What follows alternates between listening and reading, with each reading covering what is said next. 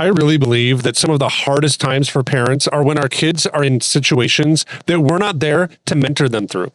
Now, I know that that can kind of be seen as helicopter parenting or maybe even lawnmower parenting, where we just want to be kind of involved in everything. But there are some situations that are actually kind of dangerous for our kids. And unless we can see them and speak into them and maybe even lead well in the public square in them, then we might lose not only our influence as Christians inside of our community, but we might even lose influence with our kids. And that would be a really dark place. And it's something that Dr. Kathy brings up in our conversation today on the Celebrate Kids podcast in this daily segment, Facing the Dark, where we're going to dive into a situation unfolding in a school district in Wisconsin, where a federal court is putting a stay on some school policies that actually protect children. So let's turn now to Dr. Kathy Cook. Don't be afraid of the dark. Be careful with stars. Not every light is gonna guide you, baby. Not every light is gonna guide you.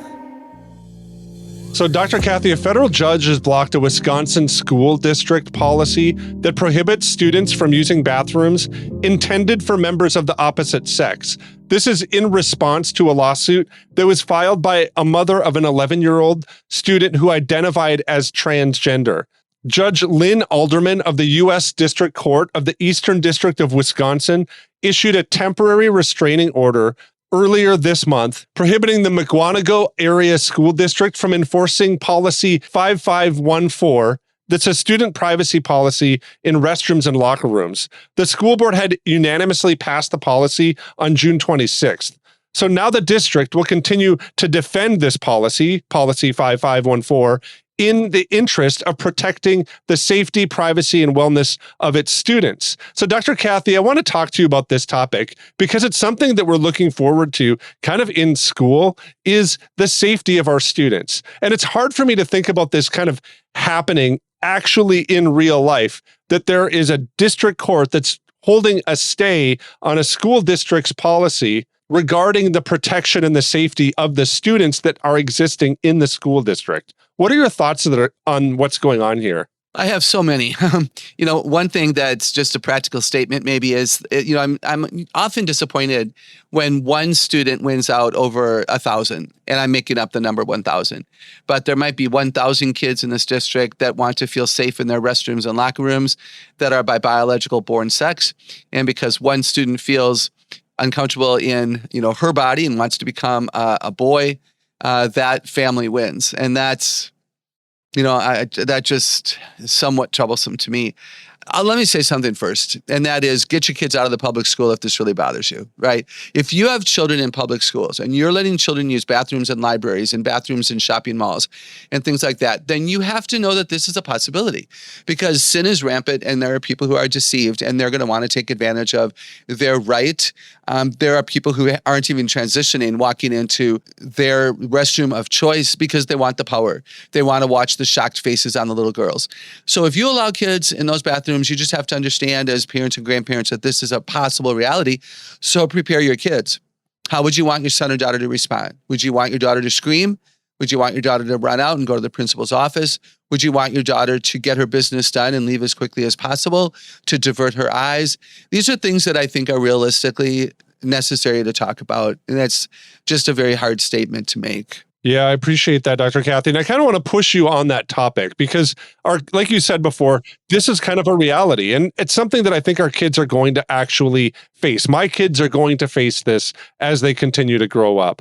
What would you recommend from parents kind of in this setting that we should kind of do as restroom access is, if I could say, kind of expanded? What systems or warnings should we kind of teach our kids to follow in this situation? I would love to see parents advocate for their children, and that could look like going to the school administration, going to the school board meeting and requesting/demanding a bathroom, girls by biological birth only, boys biological birth only, and then a bathroom that says other. Or, you want it, you got it. Some kind of a note on the door that, it's anybody can go to the bathroom here. What if there were, in different places, family restrooms, where, again, a mom can go in with a little boy or a little girl and know that that's a one stall, one door bathroom that's really safe. Can we advocate for those kinds of things? I think so.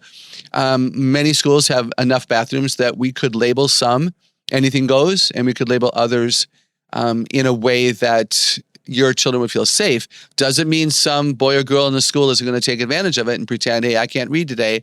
But maybe that's a way that we advocate. I do know of some families who have children who are on the spectrum of autism and Asperger's. And I know of some families with children with anxiety and depression and stress who are allowed to go to the office of their school and use a staff restroom. Because they cannot handle. And I don't know how many of you listening understand, but there are children who don't go to the bathroom for 6 hours. There are children so afraid of the bathrooms that they are in school for 6 or more hours not using the restroom. That's dangerous to their physical well-being.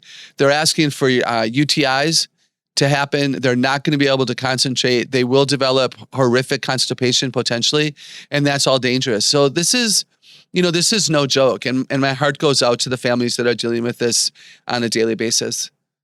Yeah, Dr. Kathy, I think that's really important for us to think through as parents. The reality that we might not necessarily recognize or realize for our kids as they're going through this. I kind of think that there's something when we maybe kind of stay silent or don't raise an alarm on something like this because we're concerned about how it might be received or felt within our community, or we don't want to be, quote unquote, that parent that kind of brings these topics up.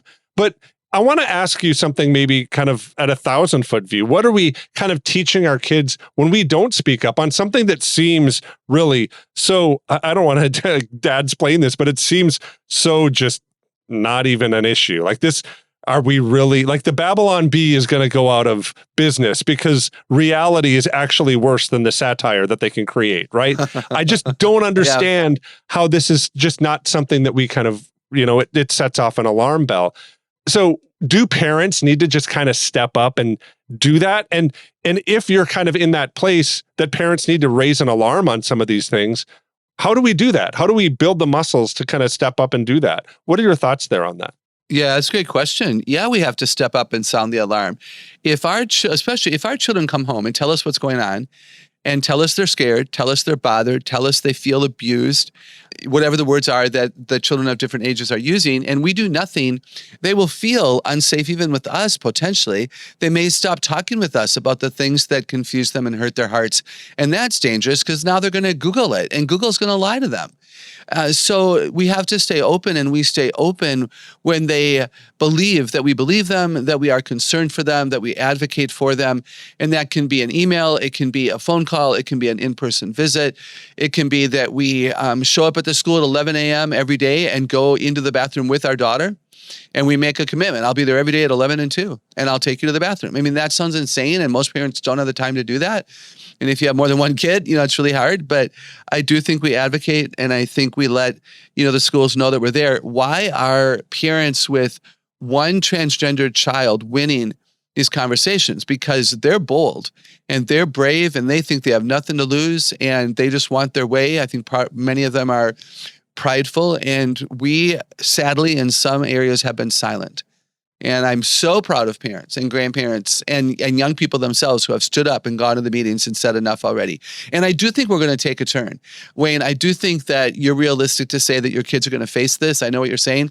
I think there's going to be a turn in the culture. I think more and more people are just sick of the topic. I'm glad we're addressing it here, because it's real. And we're about, how do we face the dark? So I'm glad we're addressing it. But I think there are enough people going, wait a second, this is insane. Like we all thought it would pass in a month, and it's still here. So we've got to do something about it. When Dr. Kathy wraps up here, it made me think of a passage coming out of Hebrews 12 that I want to read for us today. And I'm going to start reading at verse 7. And this is what's written. It is for discipline that you have to endure. God is treating you as sons. For what son is there whom his father does not discipline? If you are left without discipline in which you have participated, then you are illegitimate children and not sons. Besides this, we have earthly fathers who disciplined us, and we respected them. shall we not much more be subject to the Father of spirits and live? For they disciplined us for a short time, as it seemed best to them. But he disciplines us for our good, that we may share in his holiness. For the moment, all discipline seems painful, rather than pleasant. But later it yields the peaceful fruit of righteousness to those who have been trained by it. I think this passage kind of struck me as Dr. Kathy was talking, because I sense that Dr. Kathy's encouraging us to step into important cultural moments and be people who are working to redeem situations. Sometimes we might feel like we're calling balls and strikes, but actually we're calling ourselves, our children, and our community to be disciplined, to be people that would control our pleasures, maybe even our loves. And I think as we call our community to that publicly, and even with our kids side by side with us, that in the same way that the writer of Hebrews encourages earthly fathers to discipline so that their children may understand what it means to fall underneath the leadership and the discipline of the Lord, we can also teach our kids the passion of God in these different cultural moments to redeem them. And I think doing that is going to be a bright light that's going to cut through incredible darkness. I want to thank you for listening to the Celebrate Kids podcast in our daily segment, Facing the Dark. On behalf of Dr. Kathy Cook, my name is Wayne Stender, and I'm looking forward to seeing you here again tomorrow.